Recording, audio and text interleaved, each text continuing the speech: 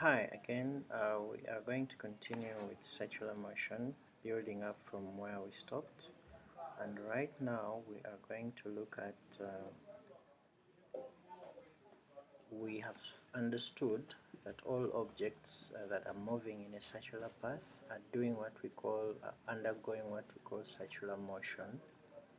And in a circular motion, they have what we call angular speed, angular velocity, same as angular speed. It has angular displacement, and it has a small angle, change in angle, which is measured in radians, and it is given a name angular displacement. And we've said radians are also a unit of that small angle, and we have learned how to convert between degrees and radians, and I've given you some examples, worked examples actually. So now let's proceed to another part called centripetal acceleration. So why is it called this? It's because it is the acceleration experienced by the body moving in a circular path. So centripetal, from the word central. Okay, so what's special about this type of acceleration? Okay, first of all, acceleration is something to do with speeding up. I hope that makes sense. And it is all connected to angular speed and linear speed. Make sense? So basically, I'll sketch something up. If this is our circular path, and it has some at the center, the angle subtended at the center. So if this angle is divided, so we have that. And then the linear speed, like I explained in the previous video, it is v. Okay, and at this point it will be going that side. These are all straight lines, and they are all in v, like v means the linear speed. Okay, now this is a center O. Okay, and if this point is A and then this point is B, I want you to pay attention here. Okay, we are going to come up with a very important formula. I think I need to redo this part. Just a minute. It will not bring out the explanation clearly. Just a second. I'll draw it again. So this here is the circle, our circular path, and this point here is A, and this point here is B. I'll put it at that stage, at that level rather. So if we divide it up like that, important thing is to understand at this stage, then later we shall do some questions when you've understood everything. So this here is the V, and this here is the V. Remember, when the body is moving in a circular path, it is moving with linear speed, but the rate at which it changes, it curves, that is what we call angular speed, the rate at which the rate of change of displacement with time. It is angular speed or angular velocity. Okay, now I'm very sure, or I'm not very sure, but you have talked about resolving, yeah? Resolving, and since we know that velocity is affected by direction, okay, when it is going towards the left is negative. So if it is left, then it is negative. If it is right, then it is positive. Okay, so we are going to use resolving here to do what we have to do. So if we can extend this upwards like that, sorry about my lines not very straight, so the angle here will be equal to the angle that is subtended at the center O. Okay, and then if we also, in other words, we are resolving this V. if we resolve this v upwards, like vertically, yeah, and then if we resolve it horizontally, basically. So basically here, up here, it will be v cos. Basically this is the horizontal resolving. Resolving is another whole unit, but it's basically, I believe that if you've done the basics of mechanics, you know how to resolve. And then this is v negative. Negative, why? Because of the direction it is facing. I hope you understand that. So coming to point A, this was point B. So coming to point A, when we extend it like that, this is this V here, this part, I'll highlight it. So this part here is going to be resolved to face that side. Okay? Yeah. So that. So basically this will be V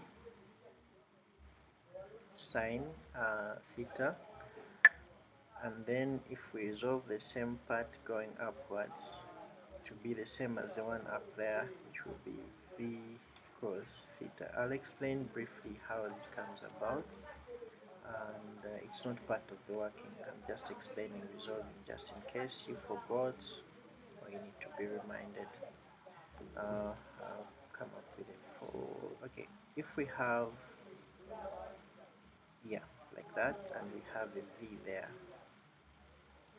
So resolving means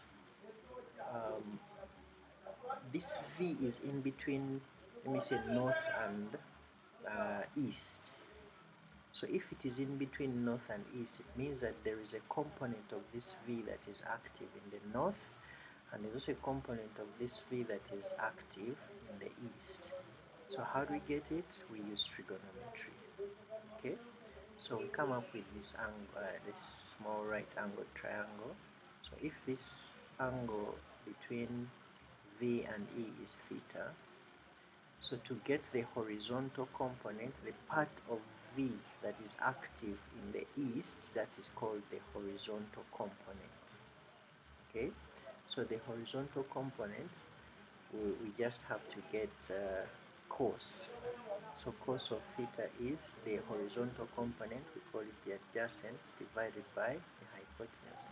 And because the adjacent is what we need, and the hypotenuse is V, cross multiplying, so we can say adjacent divided by V. So if we multiply both sides by V, we end up with V cos theta as the adjacent or the horizontal component.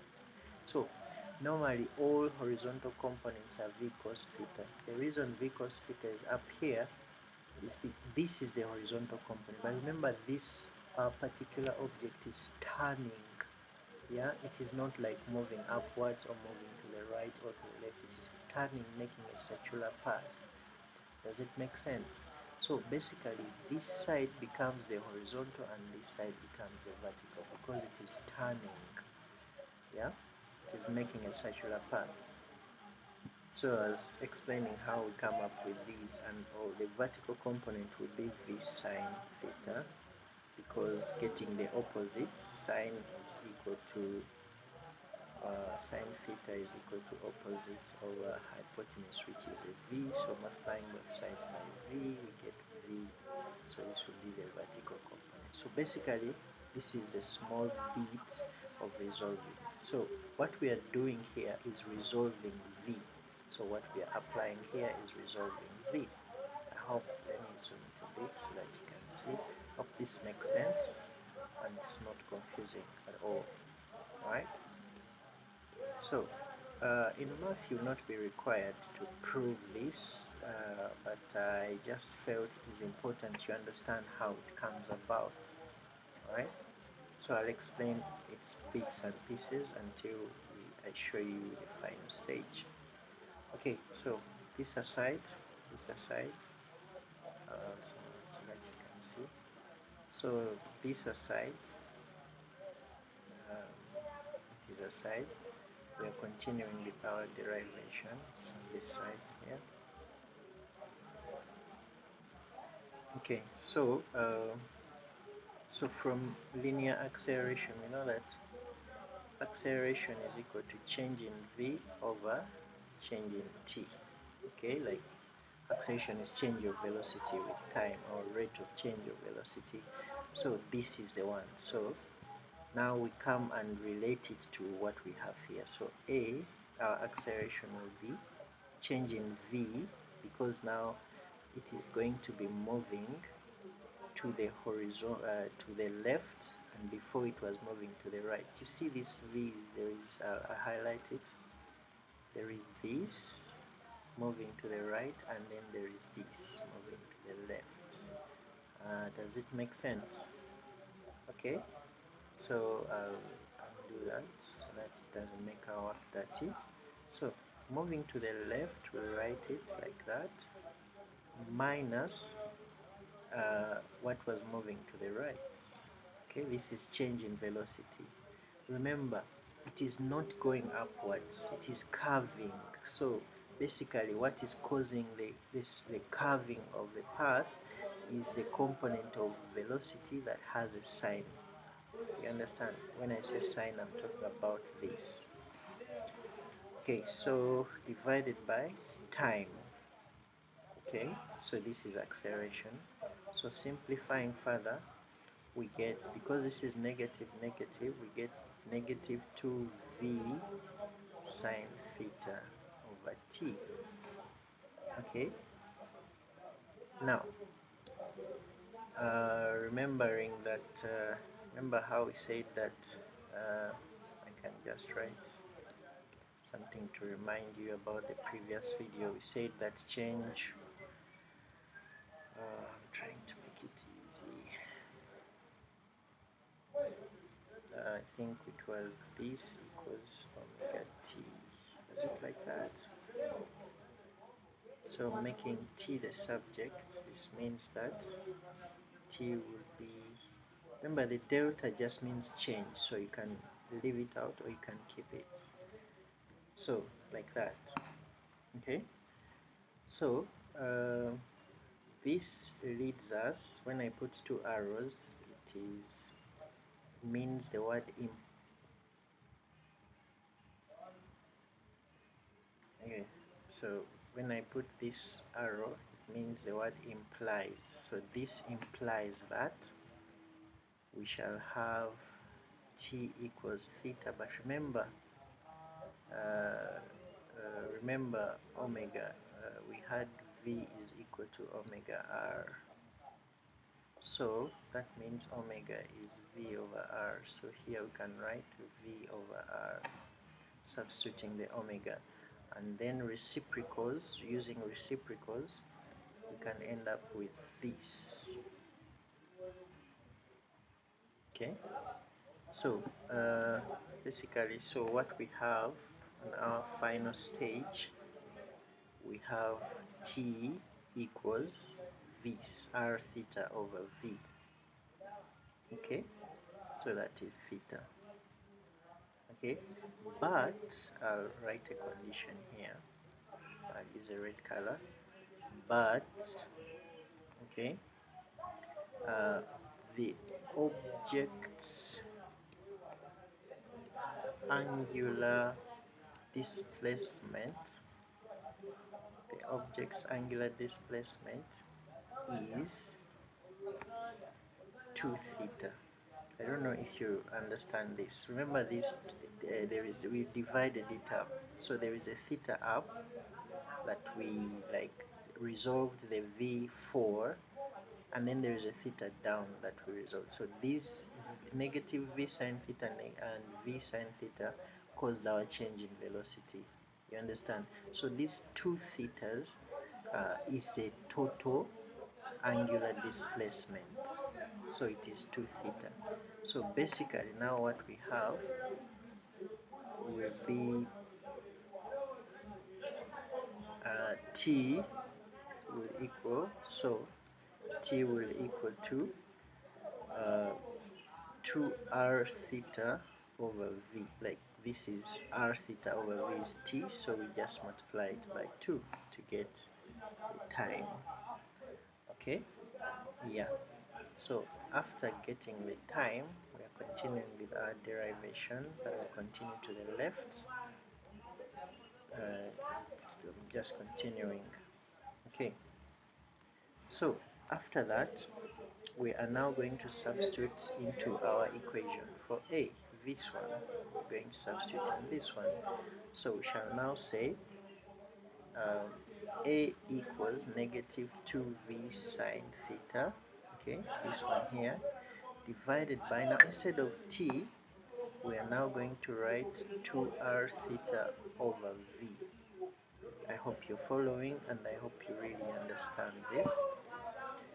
Okay, so after that, using reciprocals, we shall now have negative v squared sine theta. Of course, this 2 cancels out, over r theta. Like, these are reciprocals. Okay, so now we set some limits. If you've done some pure mathematics, you know this, that if uh, the limit theta tends to 0, that, okay, basically this means that if theta tends to 0, if theta is very, very small, okay, tends to 0 radians, since everything is measured in radians, it will mean that sine theta is approximately theta. Okay, so that means that wherever there is sine theta, we can substitute it with theta. So that means, therefore, sine theta over theta will be approximately 1. Now this is true for every small angle, so I can write here small angles, for small angles. Okay, so what we have done here is known as small angle approximation. This is normally called a small angle approximation in science. So we normally do this when we are deriving stuff. So knowing all this information, we can now come to a conclusion that centripetal acceleration, right, equals, so basically, practically, this whole part goes away, basing on the small angle approximation that we have written here. So we just remain with negative v squared over r. Okay, this is the centripetal acceleration. So all along have been deriving a formula for centripetal acceleration. Okay, don't worry about the negative, it really doesn't affect anything. The negative sign just means that the acceleration we are calculating means that the acceleration, I write this in short, the acceleration is directed towards the center, okay, center of the circular path, basically. Okay, sorry, I'm something after that. Yeah, so the negative sign means that. So you'll find in many books they don't write the negative, but the negative only means that, so it doesn't affect anything. You understand? Yeah. So I can also write that. So if we have this formula from v equals omega r, we can now substitute, and then we get a new form. We have this, we can say this is form 1. So form 2 will be, A will be, since v is omega r, so we can write omega squared r squared over r. 1r cancels. So our form 2 will now be A equals omega squared r. This is another version of acceleration. Okay, and then this is form 2. Like when I say form, it means a different version. Just like we have different versions of angular angular speed. In the previous video I showed you that. So this here is different versions of acceleration, centripetal acceleration. And then form 3, at first we substituted the v, and now we can decide to substitute the r. So if we decide to substitute the r, we shall now say v is equal to omega r. So r will be omega over v. Okay, so our form 3 continues, so we shall say A equals v squared divided by, instead of r we are now going to write omega over v. So you can see that the v cancels with one v up there, so now we have A equals, actually before that something I forgot. So v divided by omega v, so v squared times, just a second, this is arithmetic. Did I make r the subject correctly? No, I didn't. Sorry about that, that's a mistake. So if I want to make r the subject, it will actually be v over omega, not the other way around. Sorry about that. So now this will be v over omega. So changing, it will now be like that. Yeah, like flipping and all that reciprocal stuff. So cancelling that with that, acceleration will now end up being equal to v omega. So this here is the third form of acceleration. So we have three forms: form 1, form 2, and form 3. So this is all about centripetal acceleration. Okay, does that make sense to you? Do you understand? I hope you do. So we started, this whole video was focused on centripetal acceleration, and I'll do a recap real quick. So we looked at centripetal acceleration through this illustration, and I illustrated the diagram, and I explained how we get v cos and v sine through resolving. And then from linear acceleration, we know that acceleration is changing speed over time. So since it is constantly changing, the velocity, the linear velocity component that is causing the circular path is horizontal, not vertical. You understand? So it is like curving the object to make a circular path. So we get the difference, change in velocity. So negative v sine minus negative v sine, we get negative 2v sine. And then we follow through the steps, remembering the equations that we've been working with in the previous videos. And these are the steps. If there is any step that doesn't make sense, make sure you let me know so I can repeat the explanation. Yeah, and we also came up with a formula for centripetal acceleration. In math, you will not be required to prove this, but you'll be required to use the different forms, like I named them, form 1, form 2, form 3, in different calculations. Okay, so in our next video, I'm going to be giving you an example of how to use these types of okay, let's do it now and close this. Okay, I hope this makes sense. I'll move on to the far left, and I write this question and think about it. Maybe you can say a ball tied to a string,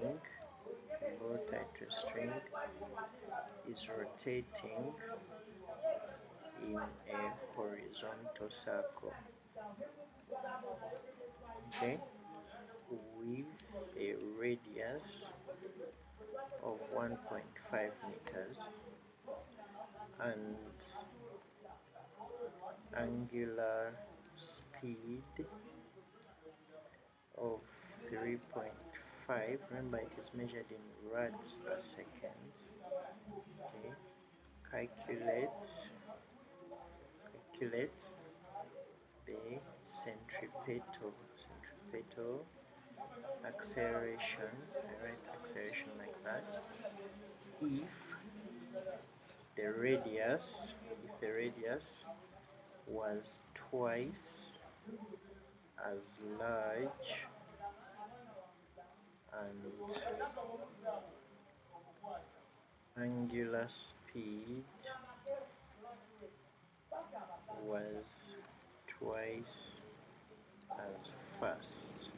Okay, alright, so this is a question from a past paper. Yeah, I saw it some time ago. Alright, so basically what we have been given, the given quantities are, so we can say, change the color a bit. So given quantities, angular speed is 3.5 rads per second. We have also been given, what else have we been given? The radius r, which is 1.5 meters, and we need to calculate, and we know that from what we have been given, the version that we shall use is this. Okay, because we have r and omega, so we shall use this version. Okay, they gave us a condition, radius is twice, so that means a will be twice and omega will be twice as well, so times, you can put it in brackets, twice, so this is all squared. I don't know if this makes sense, I hope it does. So now we have 2r times 4 omega squared. So this is where we shall substitute what was given to get our final answer. So a will be 2 times 1.5 times 4, 2 times 1.5, yes, times 4 times 3.5, but this is squared.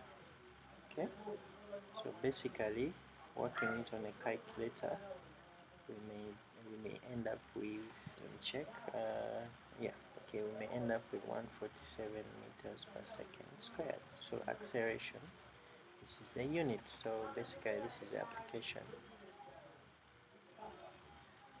Yeah, this is the application of the acceleration from the formulae that we got for acceleration. And this is the end of this video. I'll continue in the next video. I hope you understood. See you in the next video. Bye bye.